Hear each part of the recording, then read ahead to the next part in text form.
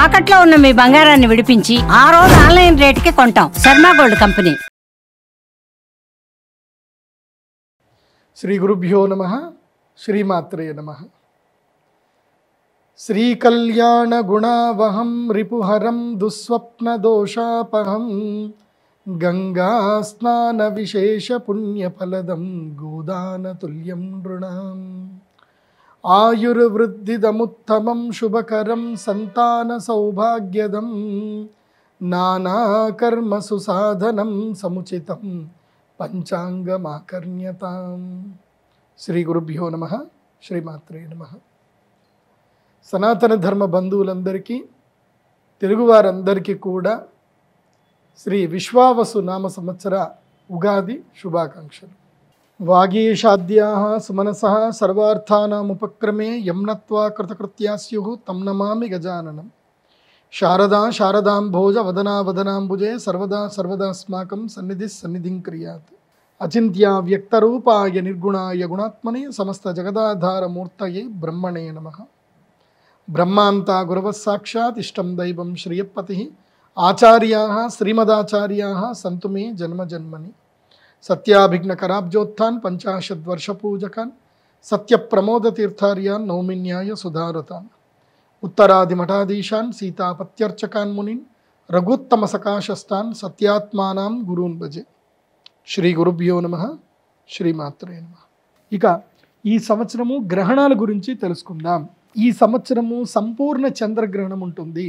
భాద్రపద మాసము పౌర్ణమి అంటే 7వ తారీఖు రోజున రాత్రి మనకి 9:50 గ్రహణం ప్రారంభమయ్యి మళ్ళీ మోక్షకాలము 1:31 వరకు ఉంటుంది. ఆద్యంత పుణ్యకాలము 3:41. సో ఇది లార్జెస్ట్ ల్యూనార్ ఎక్లిప్స్, చాలా పెద్దది. 3:41 చంద్రగ్రహణం, పెద్ద చంద్రగ్రహణం. ఈ సంవత్సరము వినాయక చవితి అయిపోయిన తర్వాత, వినాయక నిమజ్జనాలు అయిపోయిన నెక్స్ట్ డే భాద్రపద పౌర్ణమి రోజు ఈ యొక్క చంద్రగ్రహణం ఏర్పడుతుంది. కాబట్టి ఈ సంవత్సరం వినాయక నిమజ్జనాలు ఏవైనా ఉంటే, వినాయక నిమజ్జనాలు సెప్టెంబర్ 6వ తారీఖు వరకు నిమజ్జనాలన్నీ కంప్లీట్ చేసుకోవాలి. ఎక్కడ కూడా హోల్డ్ చేయడము, మేము తర్వాత ఇస్తాము, పౌర్ణమి తర్వాత ఇస్తాము, ఇట్లాంటివి పిచ్చి పిచ్చి పనులు చేయకూడదు. ఎవరైతే వినాయక నిమజ్జనం చేయకుండా వినాయకుడిని గ్రహణం వైపు హోల్డ్ చేస్తారో వాళ్ళకి అరిష్టం అంటుకుంటుంది, బాగా గుర్తుపెట్టుకోండి. సో ఈ సంవత్సరము చంద్రగ్రహణము వినాయక చవితి తర్వాత చంద్రగ్రహణం ఉంటుంది. భాద్రపద పౌర్ణమి 7 సెప్టెంబర్ 2025. ఈ చంద్రగ్రహణం వల్ల ఎవరెవరికి బాగుండదు, ఏం విషయాలు అన్నీ కూడా నేను తర్వాత చెప్తాను. ముఖ్యంగా ఇది కుంభరాశిలో పూర్వభాద్రపద నక్షత్రంలో సంభవిస్తుంది కాబట్టి కుంభరాశి వారికి, మీనరాశి వారికి, అదేవిధంగా కర్కాటక రాశి వారికి, తర్వాత వృశ్చిక రాశి వారికి ఈ గ్రహణము అరిష్టం. సో తర్వాత నేను ఆ గ్రహణానికి సంబంధించింది ఇదే సుమన్ టీవీలోనే నేను మీకు ఎక్స్ప్లెయిన్ చేస్తాను. మీరు ఇదే ఛానల్లో చెప్తాను, తర్వాత చూద్దరు. ఇంకా చాలా టైం ఉంది గ్రహణానికి. ఇక ఈ సంవత్సరము పుష్కరాలు ఎక్కడెక్కడ వస్తున్నాయి అనేది కనుక తెలుసుకుంటే, ఈ సంవత్సరము సరస్వతీ నదికి పుష్కరాలు ఉన్నాయి. ఇది గుప్త నది అని అంటారు. సరస్వతీ నది గుప్త నది. ఈ సరస్వతీ నదికి పుష్కరాలు ఉంటాయి. కాబట్టి ఈ సంవత్సరం మీరు ఎక్కడ స్నానం చేసినా సరస్వతీ నది పుష్కర స్నానం చేసినట్టే. ఎందుకోసమంటే సరస్వతీ నది గుప్తవాహినిగా వెళుతుంది. అయితే ఉత్తరప్రదేశ్లో మాత్రం భీంపూర్ అనేటువంటి ఊర్లో సరస్వతీ నది అక్కడ బయటకు వస్తుంది. కాబట్టి ఉత్తరప్రదేశ్లో భీంపూర్లో మీరు సరస్వతీ నది స్నానం చేయవచ్చు, పుష్కరాలు. ఈ పుష్కరాలు 14 మే 2025 వైశాఖ శుద్ధ విధియ బుధవారము రాత్రి 10:35 దేవగురు అయినటువంటి బృహస్పతి మిథున రాశిలో ప్రవేశించే సమయానికి సరస్వతీ నది పుష్కరాలు ప్రారంభమవుతాయి. ఈ పుష్కరాలు 15వ తారీఖు నుంచి 26వ తారీఖు వరకు సరస్వతీ నది పుష్కరాలు ఉంటాయి. ఒకవేళ కనుక మీరు సరస్వతీ నది మీకు భీంపూర్ దొరకలేదు అని అంటే తప్పకుండా మీరు హరిద్వారు, ఋషికేశ్ వెళ్ళి అక్కడ కూడా స్నానం చేయొచ్చు. అక్కడ కూడా సరస్వతి గుప్త రూపంలో వస్తుంది.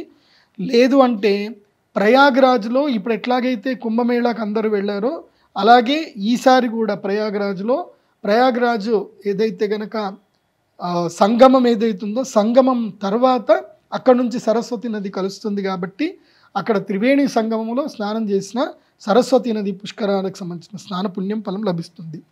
మరి ఎవరెవరు ఈ సరస్వతి నది పుష్కరాలకు వెళ్ళాలి అని అంటే ముఖ్యంగా విద్యార్థులు, విద్య కావాలనేటువంటి విద్యార్థులు, పండితులు, తర్వాత సినిమా కళాకారులు ఎవరైతే తమ యొక్క జ్ఞానము వల్ల జీవనము భృతి చెందుకుంటున్నారో వాళ్ళందరూ కూడా వెళ్ళాలి, సరస్వతి నదిలో స్నానం చేయాలి.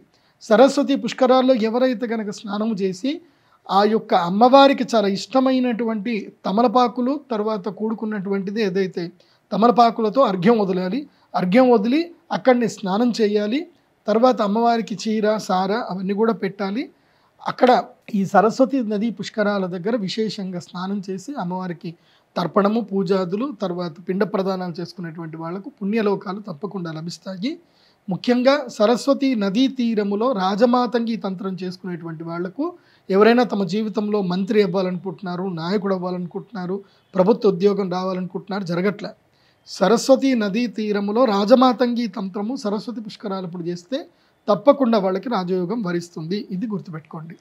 ఇక ఈ సంవత్సరము పెళ్లి ముహూర్తాలు మూఢాలు గనక చూస్తే గనక ఈ సంవత్సరము ఇప్పుడు ఏదైతే గనక ఉగాది మొదలు 10 జూన్ 2025 మంగళవారం రాత్రి జ్యేష్ఠ పౌర్ణమి మంగళవారం రాత్రి అక్కడి నుంచి గురుమౌఢ్యమి ప్రారంభమవుతుంది. అంటే 10వ తారీఖు నుంచి ఈ సంవత్సరం జ్యేష్ఠ మాసములో ఏదైతే గనక మనకి గురుమౌఢ్యం ప్రారంభమవుతుంది. 10 జూన్ 2025 నుంచి గురుమౌఢ్యం స్టార్ట్ అవుతుంది. అది 8 జూలై 2025 ఆషాఢ శుద్ధ త్రయోదశి వరకు గురుమౌఢ్యం ఉంటుంది. అంటే జ్యేష్ఠ మాసం ఈ సంవత్సరము కృష్ణపక్షంలో పెళ్లి లేవు, ఆషాఢ మాసం ఎట్లయినా పెళ్ళిళ్ళు ఉండవు కాబట్టి ఇబ్బంది ఏం లేదు. తర్వాత ఈ సంవత్సరం శ్రావణ మాసంలో పెళ్ళిళ్ళు ఉంటాయి, తర్వాత భాద్రపద మాసం పెళ్ళిళ్ళు ఉండవు, మళ్ళీ ఆశ్వయుజ మాసంలో పెళ్ళిళ్ళు గృహప్రవేశాలు అన్నీ కూడా ఆశ్వయుజ మాసంలో ఉంటాయి. తర్వాత శుక్రమౌఢ్యం వస్తుంది. తర్వాత కార్తీక మాసం కూడా ఈ సంవత్సరం పెళ్ళిళ్ళు గృహప్రవేశాలు అన్నీ కూడా ఉంటాయి. అయితే శుక్రమౌఢ్యమి మళ్ళీ స్టార్ట్ అవుతుంది ఎప్పుడంటే 30 నవంబర్ 2025 మార్గశీర్ష శుద్ధ దశమి. సో మార్గశీర్ష మాసములో దశమి ఆదివారం రోజున నవంబర్ ఎండింగ్లో ఈ యొక్క శుక్రమౌఢ్యం స్టార్ట్ అవుతుంది. ఇది ఎప్పటి వరకు ఉంటుందంటే 13 ఫిబ్రవరి వరకు. అంటే ఈ సంవత్సరము మార్గశీర్ష మాసములో అంటే డిసెంబర్లో పెళ్ళిళ్ళు లేవు కాబట్టి డిసెంబర్ మాసంలో పెళ్ళిళ్ళు గృహప్రవేశాలు లేవు కాబట్టి చక్కగా టూర్లు కొట్టండి అందరు కూడా డిసెంబర్లో.